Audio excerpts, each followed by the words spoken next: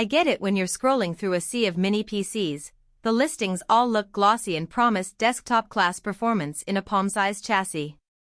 Then you finally get the box, plug it in, and the reality feels underwhelming. Maybe the ports don't match what you need, the fan sounds like a small airplane, or the storage options end up limiting you after a few months. That mismatch is why I'm doing this deep dive on the MINISFORUM M1 Pro Mini PC. I've spent the last couple of weeks comparing it side by side with a few other compact machines, reading the specifications, and digging through community forums to see what real users are actually saying about everyday performance. Link is in the description if you want to check the product details on Amazon. First off, let's talk about why a mini PC even makes sense for most people.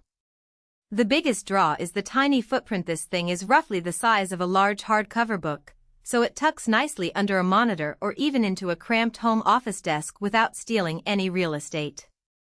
That's a huge win if you're juggling a limited workspace or need a secondary machine for a specific task, like a dedicated media server or a lightweight development box.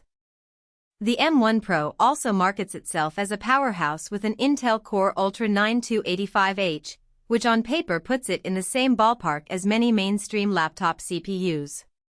In practice, that translates to snappy app launches, smooth multi-tab browsing, and the ability to handle light video editing or 3D rendering without constantly hitting the wall. One of the first real-world checks I ran was a typical work-from-home workflow: 2 or 3 Chrome tabs, a Slack window, a spreadsheet in Excel, and the occasional Photoshop file. The M1 Pro held up beautifully. The 16-core/16-thread configuration meant that background tasks like Cloud Sync or a local Git repository didn't slow anything down. When I threw a 4K YouTube stream into the mix, the built-in ARC 140T graphics managed the video without stutter, and the HDMI 2.1 output kept the picture crisp at 60 Hz. That's a solid indicator that anyone who spends most of the day in office-type apps will see a noticeable bump over a standard Intel i5 laptop, especially if they pair the machine with a fast DDR5 kit.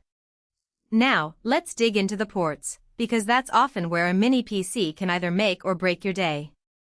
The M1 Pro ships with a surprising amount of connective tissue for its size.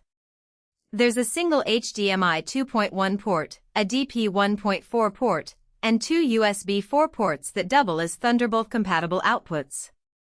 The USB 4 ports give you up to 40 gigabits per second bandwidth, meaning you can attach a fast external SSD, a 5K monitor, or even a docking station without bottlenecking.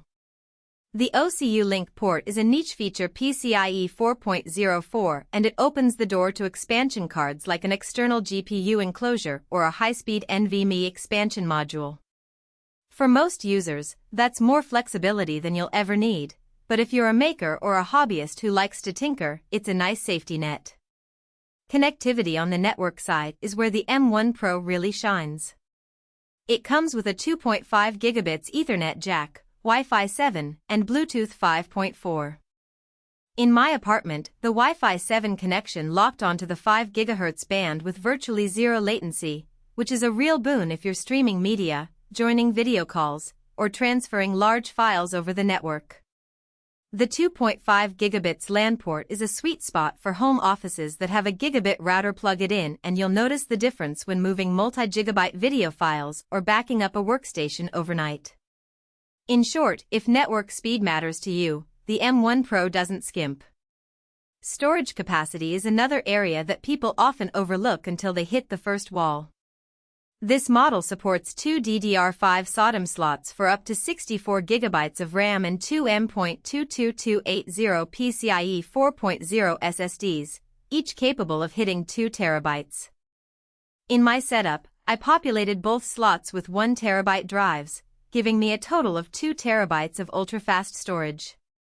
The thing boots in under 10 seconds, and applications launch almost instantly. The point is, if you've got a lot of data, think large libraries of 4K video, game assets, or a local development environment, this mini PC can hold it all without needing a separate NAS. Just remember that the DDR5 slots are not user replaceable without opening the chassis, so you'll want to choose the memory size you actually need from the get-go. We can't ignore the fan. A compact chassis inevitably means a tighter thermal envelope, and the M1 Pro runs a single 92mm fan that spins up under load. During my 30-minute stress test rendering a short 1080p video, the fan hit about 2,600 revolutions per minute and produced a mild whine, noticeable but not distracting. In a quiet office or a home theater setup, you'll hear it, but it won't dominate the room. If you plan on pushing the machine for hours of heavy GPU work, you might want to position it where the airflow isn't directed straight at you or invest in a small external fan to keep temperatures down.